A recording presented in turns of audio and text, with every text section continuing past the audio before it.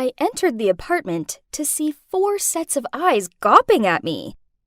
Hang on, I know Ned and Philip from my math class, and the girl currently giving me a snooty look while twirling her hair around her finger was Jessica. Well, I didn't actually know her, but her wealthy and snobbish reputation preceded her. Then lastly was that emo kid. What was his name again? Deciding to break the uncomfortable silence, I said, "Oh, hey, so guess you guys are also in detention?" No one replied, though they surely heard me. Whoa, okay. This atmosphere was tense, and I thought I'd always been the awkward one. Honestly, I don't even know why I'm being made to do this weird detention. All I did was accidentally and poorly throw the dodgeball in the gym teacher's face. Then, when I was about to apologize, my tongue slipped. But, aren't you supposed to be the toughest since you're the gym teacher? I mumbled.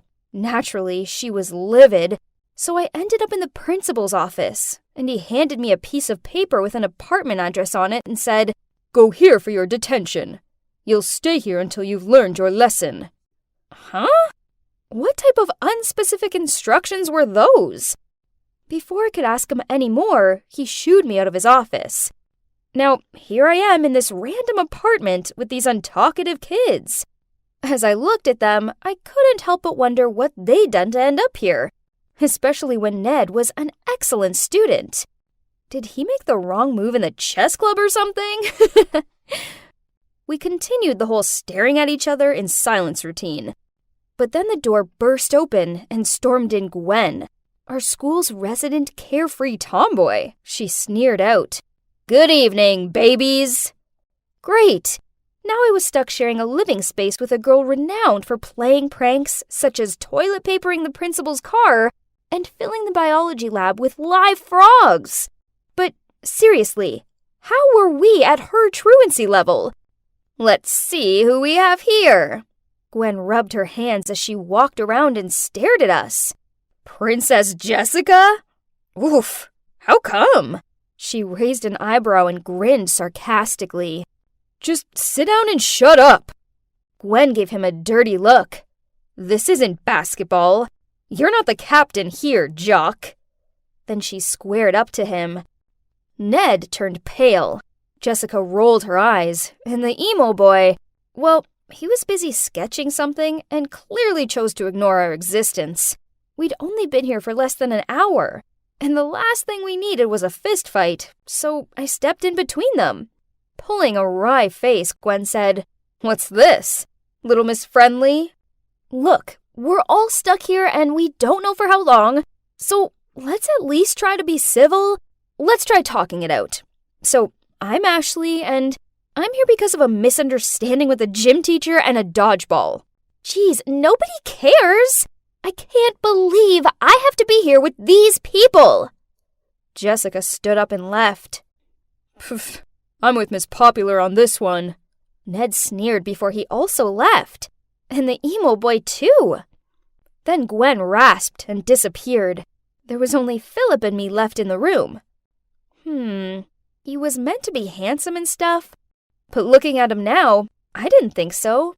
Ugh, this awkward silence was insufferable. This was just like that movie, The Breakfast Club, but much worse, and in much longer time. Who on earth had to pack clothes for detention? I had no idea how long I had to stay here for. So I decided to go to bed. I walked into the girls' room to see that both of the beds next to the window were already occupied. Bummer. They'd taken the best spots.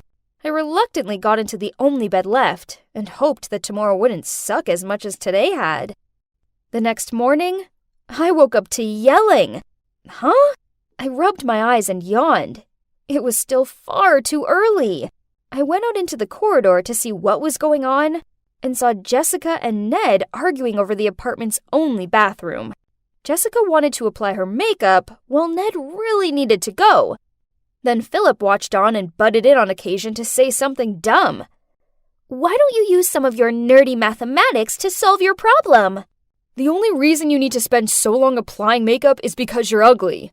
Ooh, burn! Philip laughed. Suddenly, the bathroom door slammed shut. They rushed over to it and tried opening it to no avail. 10 minutes later, the emo kid stepped out. Jessica screamed at him. How dare you! My personal stuff is still in there. I watched on, wide-eyed. OMG! These people were ridiculous! How was I meant to live with them? In the end, we eventually came to an agreement about the bathroom's rule.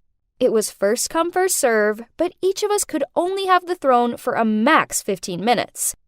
Being in such a small space with people I barely knew was always going to be problematic, but not having our phones as a distraction made it so much harder. We had one TV, but there's only one lousy channel on it. No one cleaned up, no one seemed to get along. Ugh, seriously? When will this end?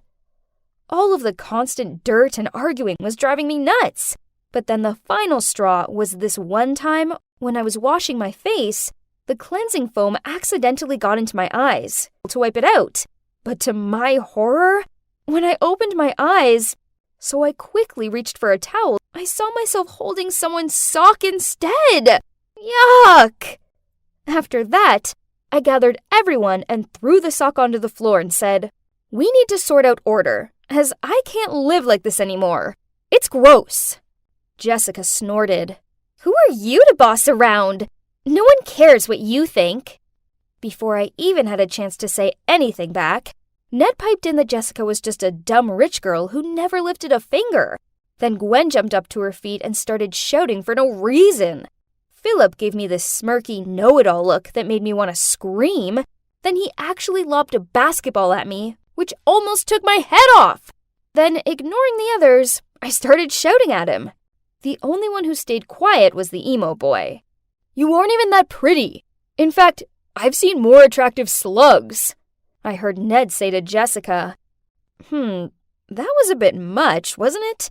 I mean, it was obvious Ned only teases Jessica because he has a huge crush on her. Jessica huffed as she tossed her hair behind her back, then stormed off to her room. Man, this place sucks. At least lunchtime had arrived. So I made myself a delicious-looking burger, then quickly went to the bathroom. When I returned, I couldn't believe it. Philip was taking a bite out of my burger. I screamed at him, but then he shrugged, then said he'd make me a new one. And like a decade later, my replacement lunch finally arrived, and Philip was smiling at me strangely and watched on as I bit into it. Ew!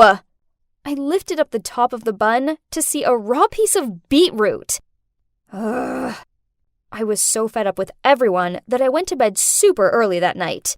Only when I woke up the next day, both Jessica and Gwen burst out laughing at me. I hurried to the bathroom and checked out my face. Oh no. Turns out someone had drawn on my pillow, and now I had ink all over my face. I had to scrub my face for ages to get it off. Then Philip wouldn't quit laughing at me. I knew he was responsible. Ugh! Such a jerk! And on the other hand, we also had the emo kid that I was seriously getting sick of. He never said or did anything. Instead, he just sat there, usually wearing his stompy boots and looking all moody. I mean, why wear those sweaty-looking boots when he's stuck inside? It was about time he spoke up, so I came up with a prank to get him talking.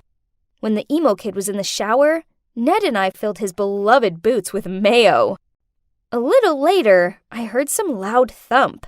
Then the emo kid did a weird walk across the room with his foot covered in mayo, while clutching one of his boots. "Have you lost your mind?" he shouted. And not gonna lie, I was intimidated by this other side of him. Then out of nowhere, Jessica appeared. She turned to me and shoved my shoulder. "That was too much, don't you think?"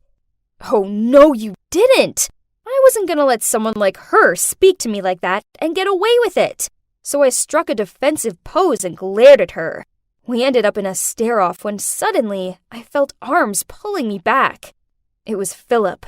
I tried flailing free of his grip, which caused him to lose his balance, and he accidentally elbowed Gwen. Oh, you're done, Jock! Soon, Jessica and I were pulling each other's hair, and Gwen and Philip were shoving each other. It was mayhem. Stop! All of you! It was the emo kid. He glared at us with rage. You're acting like immature brats! Well, that was unexpected, but I guess it worked, as a few seconds later, we started cleaning up the mess we'd made. We knew something needed to change, so at dinner, we all sat around the table and tried to sort things out.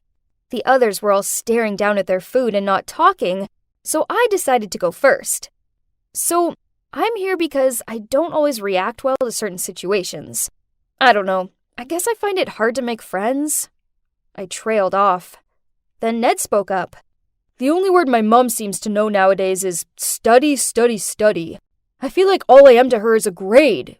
So when I got a B in English Lit, I ripped it up in front of the teacher. That's the story. Jessica flicked back her hair, then said, Try having all the money you could ever want, but the most neglectful parents ever.